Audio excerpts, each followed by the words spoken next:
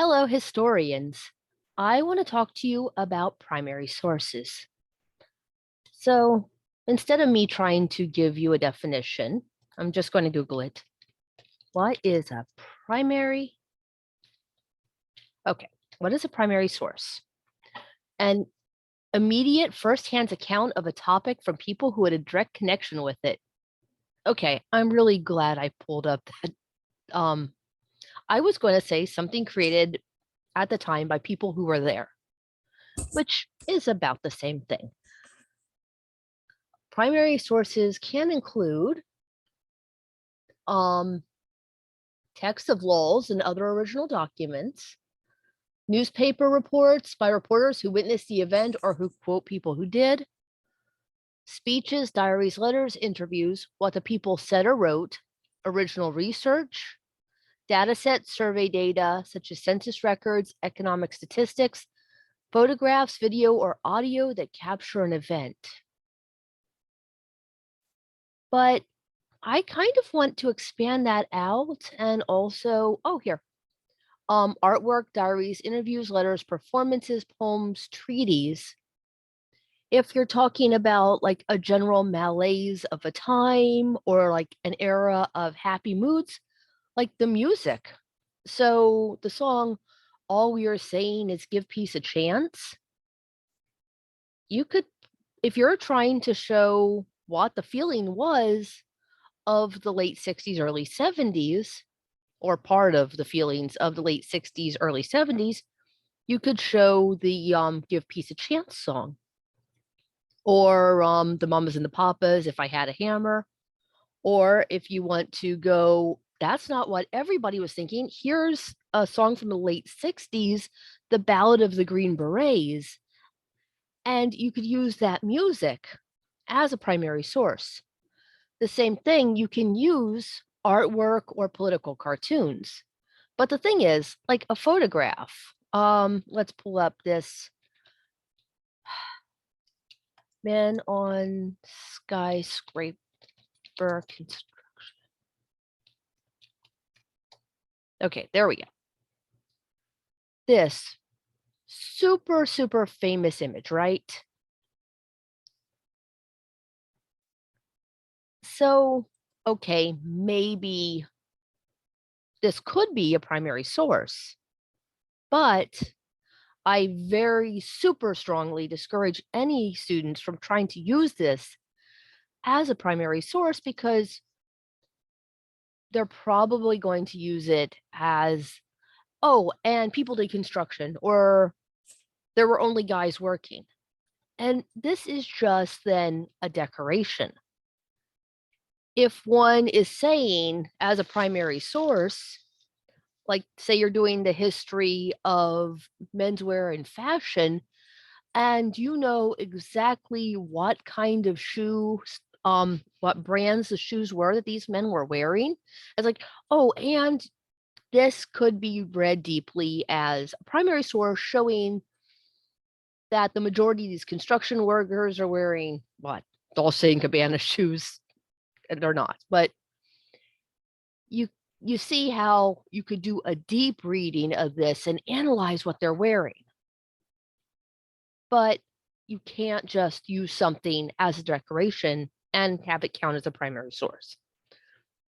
So political cartoons and photographs, unless you're able to do a deep dive, like political cartoons, specifically what details are you pointing out, a full textual analysis of a political cartoon, say this Johnson cartoon. Um,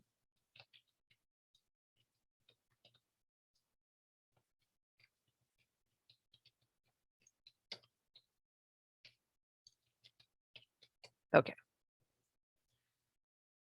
So this political cartoon here, I know students in my classes have seen it, but if you're watching this on YouTube, you might not have. Okay. So you could do like as a decoration, it would be, and Andrew Johnson wasn't popular, but a deep dive analysis in that the artist was specifically saying that he was not mature enough to be the president. He's too mature to understand the Constitution. So here he is, the Constitution, which is actually a really thin document, probably 20 pages with big print, but Constitution, Volume 14, referring to the 14th Amendment, which was happening while he was president. And these, if you look closely, okay, Andrew Johnson had a hairstyle similar, but that isn't his normal hairstyle. See, he kind of had the curls, but this political cartoon, if you're familiar with the styles of the time, he's wearing a little boy's hairstyle, and he's also wearing knee shorts, which were indicative of childhood at the time. And so it's this little boy who would persist in handling books above his capacity. And this was the disastrous result, and the Constitution smushed him. And of course, we do know that he was impeached. So doing a deep dive analysis into a political cartoon, depending on who's assigning your paper or research, you could use a political cartoon or even a photograph if you're able to do a deep dive reading. Do not try to use an image or a cartoon as decoration. It does not count as a primary source. Now that I've given you the scary warning, how do you get primary sources? Okay, so we're going to go to the FAU library here. And what topic do we want? Oh, I already picked one earlier. Let's see. Zeppelin, not the band, although the songs of Led Zeppelin you could use as primary sources if you're writing about the 60s and 70s, but we're not here. We're going to search for Zeppelin.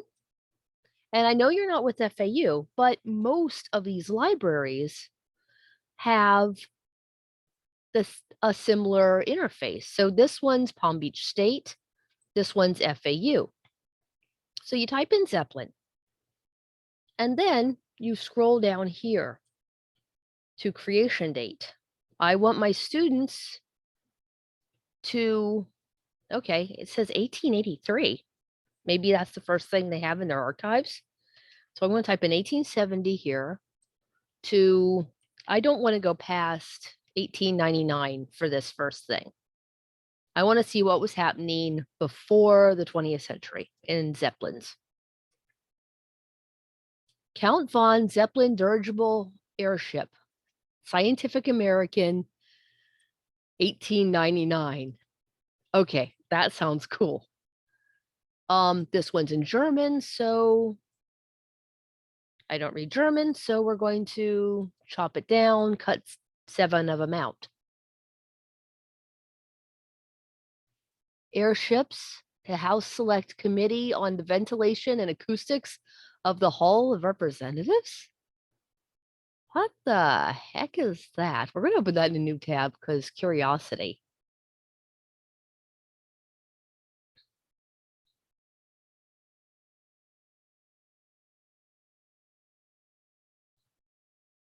I wonder if... Okay, this is appropriation for building airships. I wonder if I could get... So you might not have access to...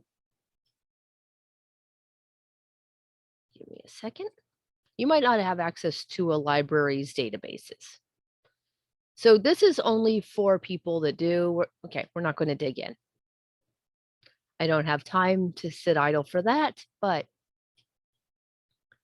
you see here, I've dug into this and found you the 12th German Geographical Congress talking about it in 1897, airship or airplane, which Scientific American, 1899. Okay, I have no idea what that is. So let's see if we get similar results at Palm Beach State. Put in the same parameters. Creation date from 1870 to 1899. Refine. I'm going to assume Palm Beach State doesn't have as big a collection as FAU, but I could entirely be wrong. Let's refine. Okay. I did type Zeppelin. I did have the same years. Oh, it's just not narrowing it very well. That's all. Because this is all about the band Led Zeppelin. Creation date? Okay, no, it just jumped. 1870 to 1899. Refine.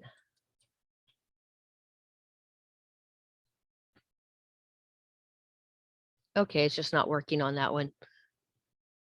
It's hit or miss. Okay, now for something I want to show you that's going to be really useful to you. If you have the databases, it will be easier. If you don't have the databases, you do have access still. If you go to New York Times search, you can find their historical databases. So what did I type in to get here? Okay. archivenewyorktimes.com. Let's see if that gives me.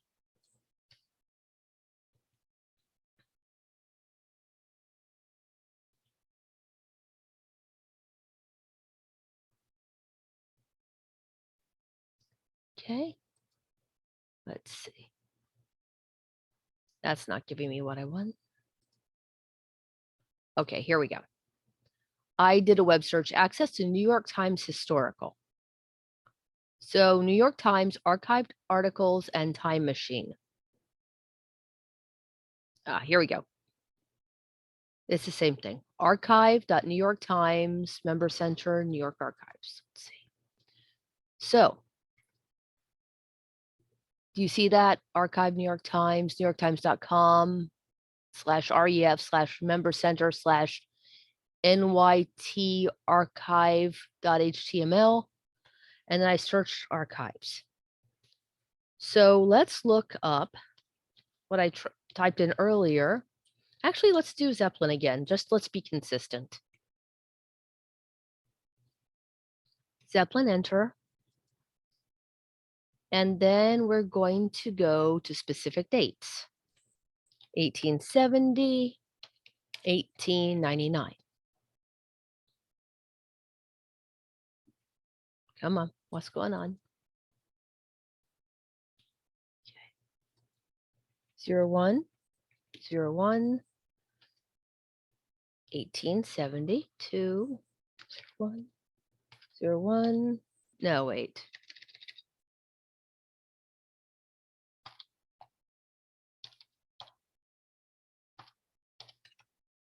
Okay, enter. Ooh, look at this. March 26, 1899, a German airship inventor, Count von Zeppelin, forms a company to exploit his invention. Nice. Open link in new tab. Okay, you could buy a reprint of this, and I don't want you to. But we can click here, and it lets you peruse the actual newspaper page from that time. Is that not awesome? Come on, make it big enough for me to see all darn ready. Oh, here it is. Wait. Okay.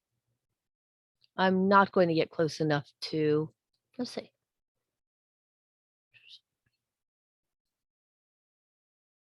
Ooh, look at that. Magic. Okay. Berlin, March 25, von Zeppelin, a retired Württemberg cavalry general who has been for years experimenting with an airship after a series of successful experiments with small models in presence of the King of Württemberg and his experts has succeeded in forming a company with a capital of 4,800,000 marks for the purpose of exploiting his invention. A huge airship is now being built according to his plans at Menzil, and the first public ascent is promised for July 3. This will be on the Boden Sea, spelled SEE, 800 meters from the shore. Interesting. As supposed that the airship will make a better okay, sorry. As it is supposed that the airship will make a better exhibition of its floating and steering qualities above water. Okay. So this isn't huge. I don't know how much you'd be able to mine this as a primary source, but just know that the New York Times has all this cool stuff right here waiting for you.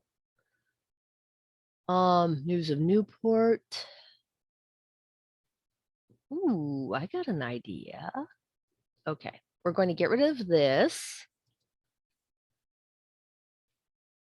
Okay, get rid of the date range.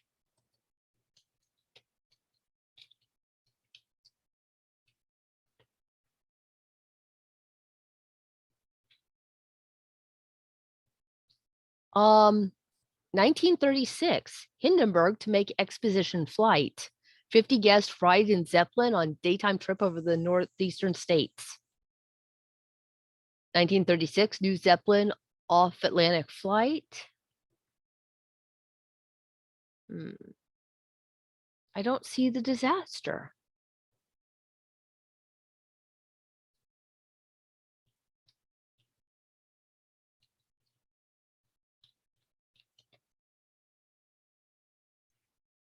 This one's 1938. Eichner's gifts recall the Hindenburg disaster. And so, but there's not much here. Oh, fire loss in nation, 285 million in 1937. Hindenburg disaster was most costly, reports show. Hindenburg disaster reenacted in 1956. That doesn't sound terribly fun. Okay. Hindenburg disaster hard blow to airships. Let's dig into that. So we look at it here.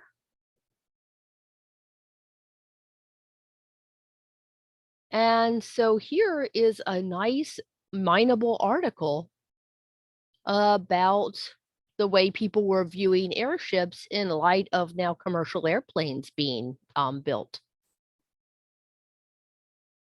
So that sounds like a good one for you, right? The burning of the Hindenburg is a disaster which all lighter than air operators feared for some time because of the marked effect it might have upon airship travel and development. Burning in midair seems more frightful than sudden death in an airplane. Yeah, that sounds reasonable. Actually, has anybody seen videos of the Hindenburg disaster? Which is a primary source, but once again, like photographs, it's hard to mine that for data.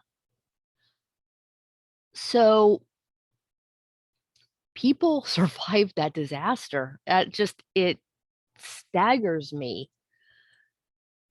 How many? Okay. So here's a picture of it. 97 passengers and crew on board, 62 of them survived.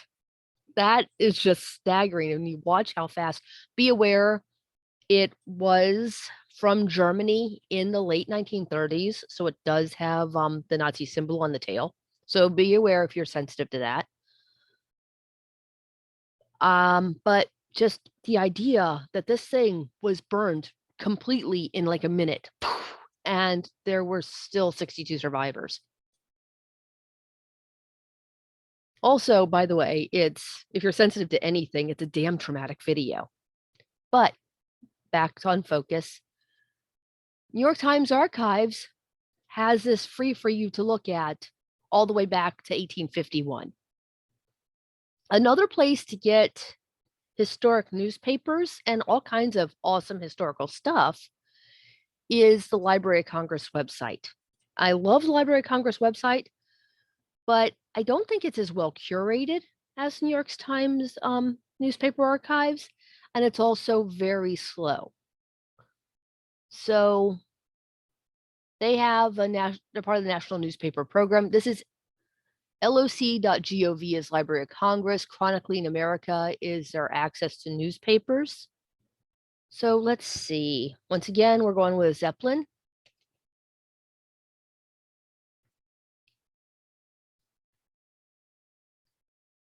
There's a lot of, Daybook, Chicago, 1915.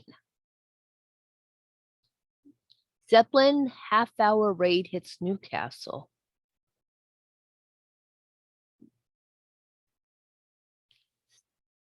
What is this? Newcastle, England. 2 men and a woman slightly hurt. Building destroyed by fire and 3 damaged. Was total of destruction wrought by one Count Zeppelin Zeppelin's aerial dreadnoughts in 35 minutes cruised over Tyne district.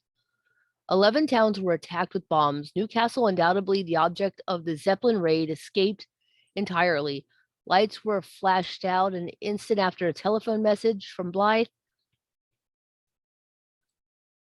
So were the Germans bombing England in 1915 from the Zeppelins? I know they did it during World War II. Huh. Damn. Okay. So, yes, war balloons. Very dangerous. So yes, if you're doing the history of Zeppelins, you have a lot of choices for primary sources. Okay, now I've showed you these. I'm now going to show you my favorite primary source.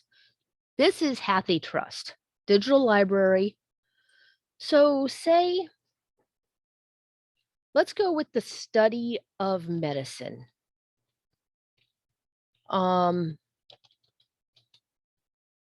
Actually, no, let's go with nursing for this one, because I want you to see what's available. So I get the full view of 1 million items here, but 80,000 from the United States.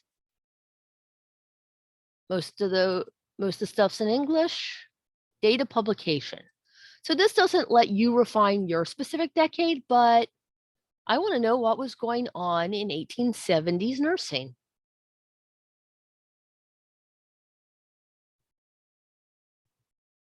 Una and the Lion by Florence Nightingale.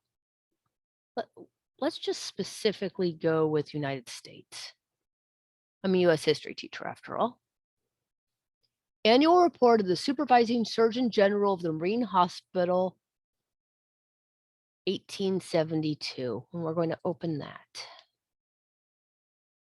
I really hope I am recording. Oh, good, I still am recording. Just wanted to double check.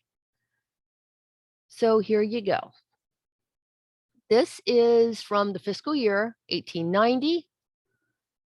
Annual report.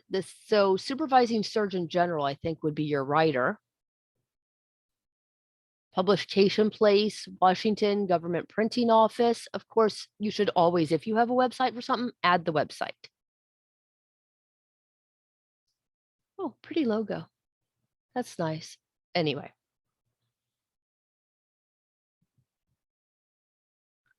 Here you go. Public health, hygiene laboratory, interstate quarantines.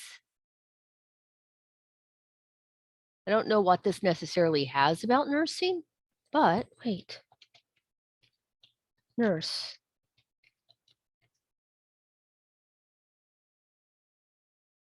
Ooh. 11 result. The grip is seasonal influenza, I think, if I remember right. It's not a fun disease. Okay. So, page 44. Here we go. A small and expensive hospital is badly in need at this port. At present, quarter subsistence and nursing are furnished under contract, and notwithstanding the prices charged are exorbitant. In Alaska.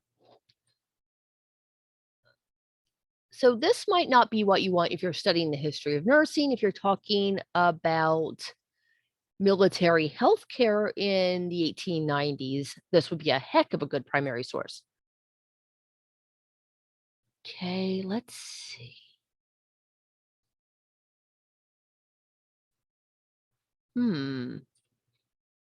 Nursing manual.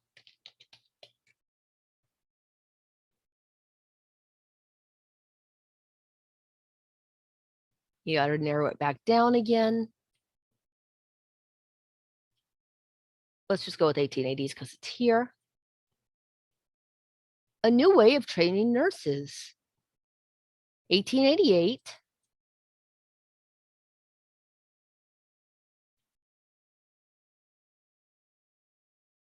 So, yeah, here it tells you exactly how nurses were trained.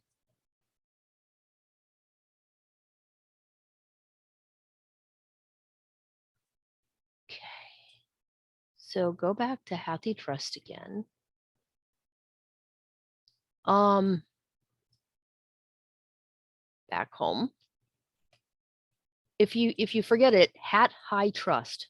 That's how I remember it. .org. Hysteria. Hattie Trust is good for medical stuff. Wait, is that the author's name? Hysteria Davidson? That's good, cool name. Anyway, 1880s, it was really popular. Essays on hysteria, brain tumor, and other nervous diseases. Lectures on diseases of the nervous system, especially in women, 1885. That sounds like a really good one. If you're looking for psychological treatments, this Hattie Trust is good. Let's see, what does it have about automotive travel?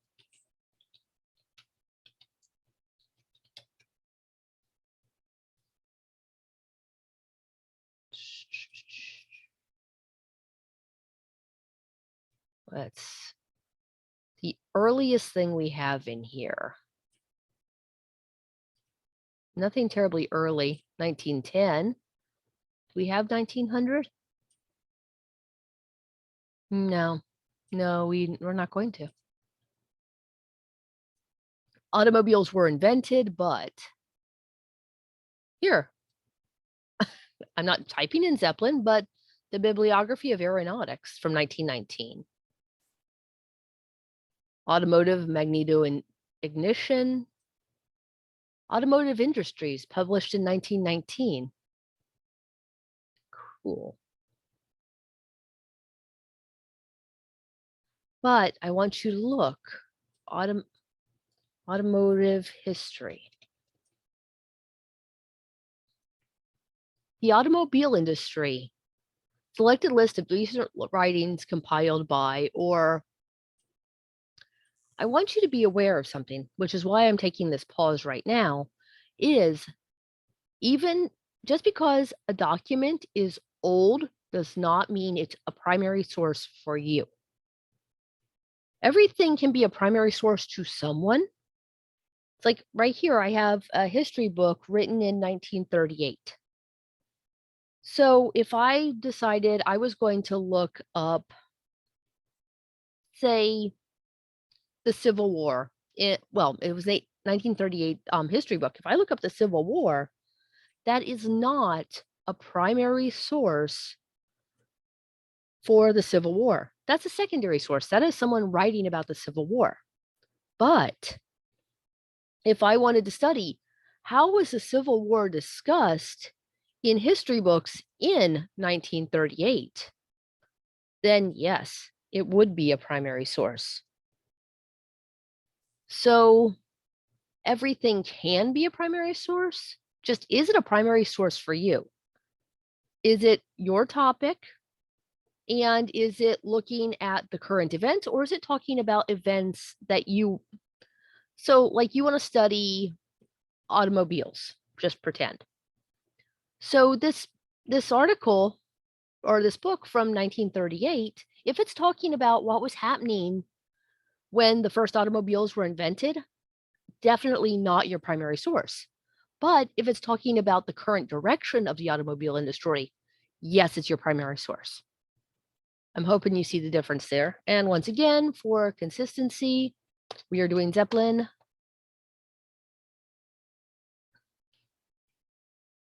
Okay, and let's see.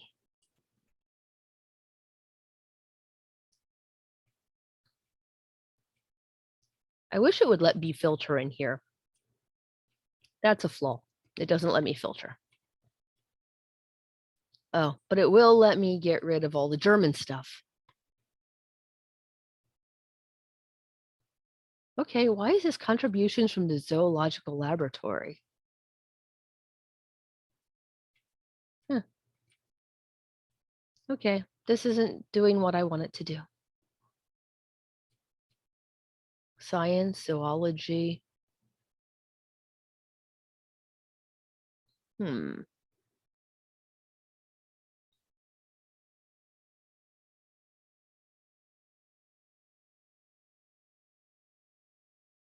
Okay, so this let me down, but you have other sources.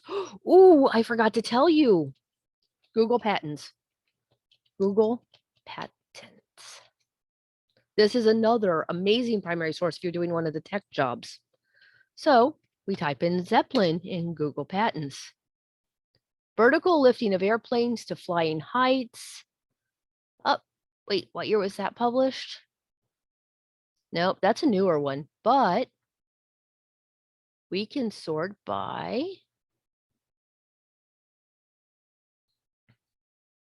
relevance. Oldest. 1909, air propeller. Radio direct control. That one's 1912.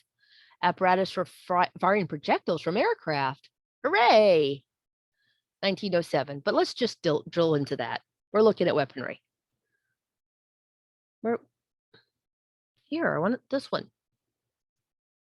So you can download the PDF.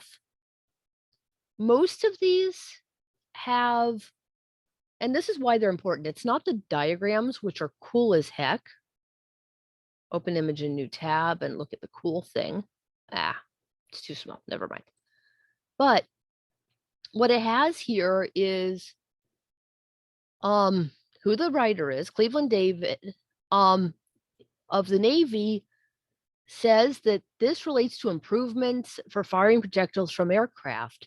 And so he says what it is, why it's necessary, how it's better than anything else they've had in the past. And so it tells you the importance of this object. So for any of you guys doing like the history of engines or like automobiles, or the history of weaponry, history of trains, the actual technical development of this, development of water vessels or computers, anything that's built or like, shoot, bras were patented. How does one spell it though? Hmm. Um,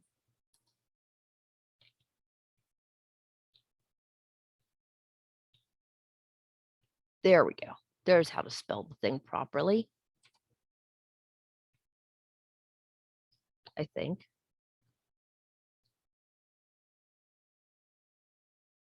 Nope. Never ever take me to spell.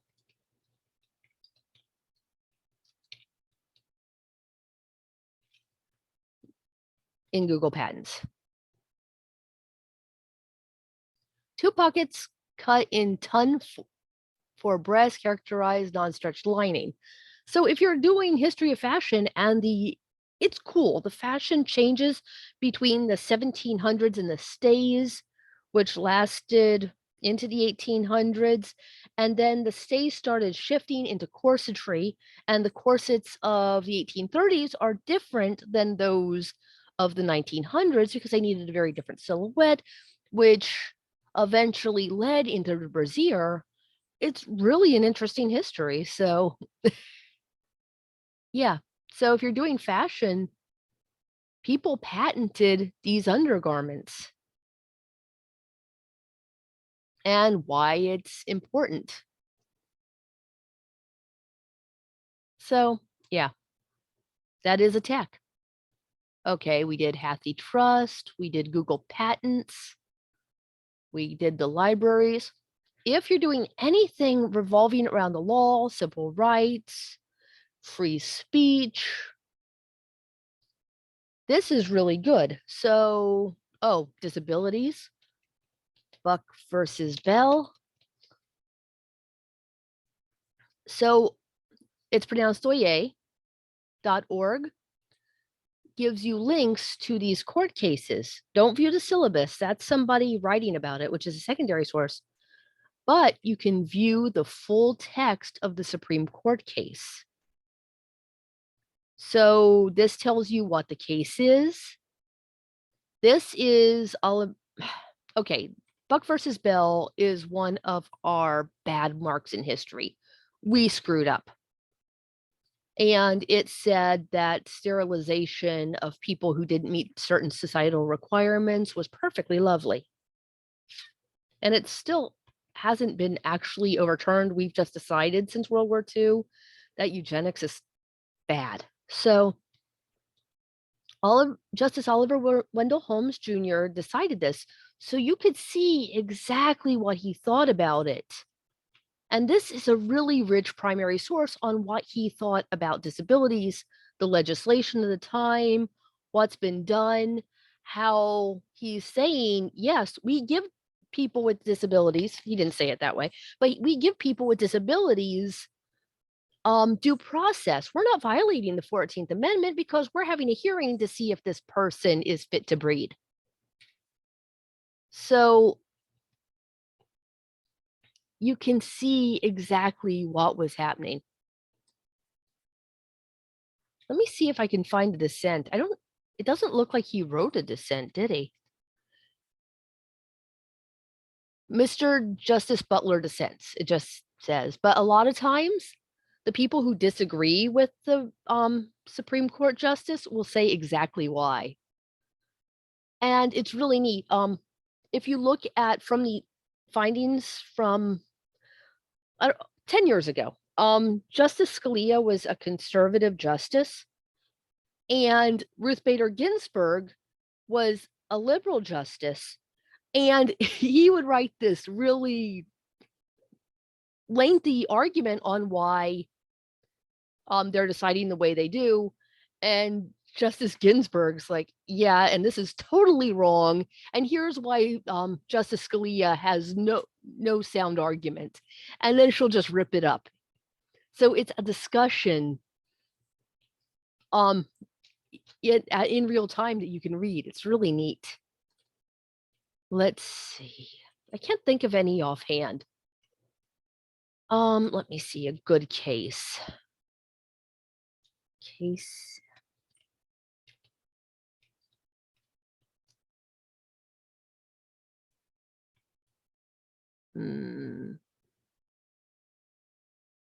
Casey.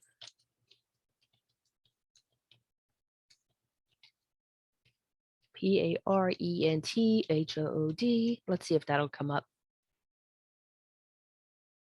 Planned Parenthood of Southwest. This is it. That's the one I'm looking for.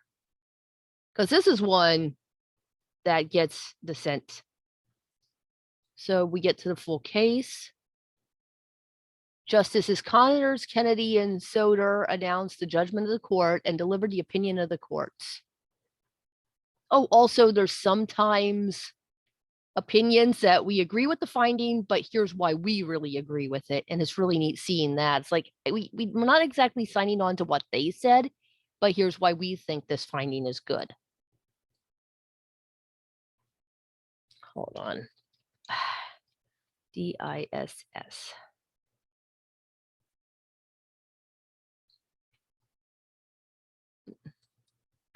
They wrote dissenting 80 times, it looks like.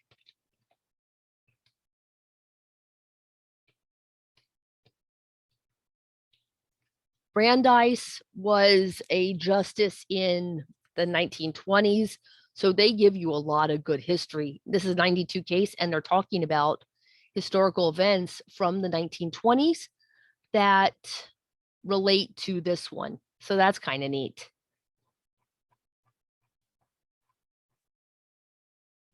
These are long documents. Historical research was never supposed to be easy.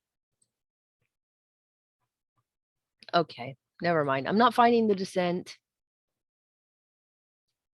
Hold on. The court is unquestionably correct in concluding that the doctrine of stare decisis has controlling significance in this case, notwithstanding an individual justice's concerns about merits. It's like, okay, you're right, but stare decisis means like standing opinion, the court cases that have come before us. Oh, here we go. Justice Blackburn concurring in part and concurring in the judgment part and dissenting in part. So this judge on this court case said, yeah, I like some of it, but here's where I think you're wrong. Okay, anyway, don't get me started on this. If your Congress has a lot of really good things, I'm not sure how to search their Congress thing yet. Let's go with Sherman Antitrust Act.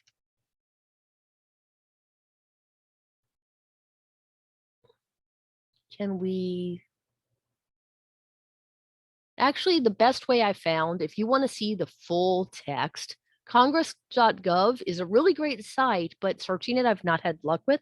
But full text, Sherman S. Antitrust Act of 1890. So here we go, archives.gov. So here we go. This is the actual full text document, but you're going to want to view transcript because a transcript will give you exactly what you want. So if you're doing the history of unions, or which this was used against unions more than it was against monopolies, ironic, isn't it? But that's the way it happened. So looking up the full text of the Sherman Antitrust Act would be a really good primary source for you. If you're doing on the history of business regulation, reading the full text of the Sherman Antitrust Act. It's nice and short. Isn't that nice? Or if you're looking at national park, wait, here we go.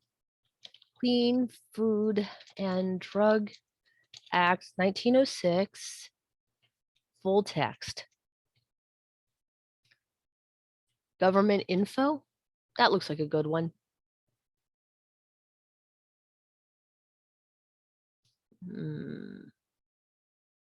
Document in context. What's that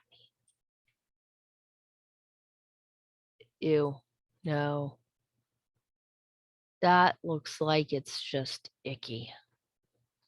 We want the original document. This is all the provisions and changes. Here we go.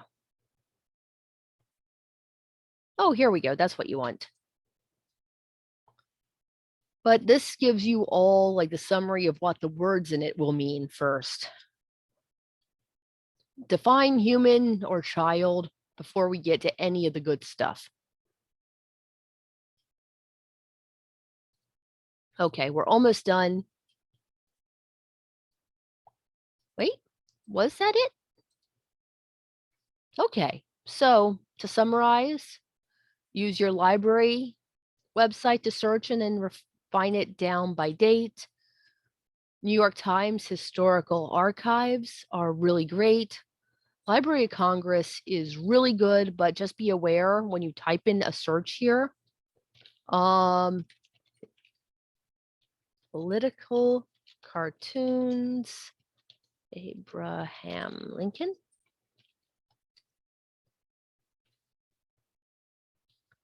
Just be aware it's going to be slow. It's like made of molasses. And you're just going to think it's done timed out, but it's just thinking about it. Short life of Abraham Lincoln. Photo or drawing, here we go. Nothing good. It's hit or miss. But you can also narrow this down by date, by language. Library of Congress is a really great resource. Just takes patience to use. Once again, Hattie Trust is really great for especially books on the medical field, I found, but also engineering. Mechanical engineering, graduate study and research in mechanical engineering, 1940s, 1890s. Here we go. Extension of the Dewey system for indexing. Mechanical engineering power of plants, 1897. Steam power plants. Okay. So Hattie Trust, just really good resource. I would try it first, honestly. There's tons of other resources. Oyez.org, great for court cases. And Google Patents for any tech stuff. So I'm hoping that that's a good place for you to start. Remember, it was by people that were there doing this stuff. So take care and happy searching.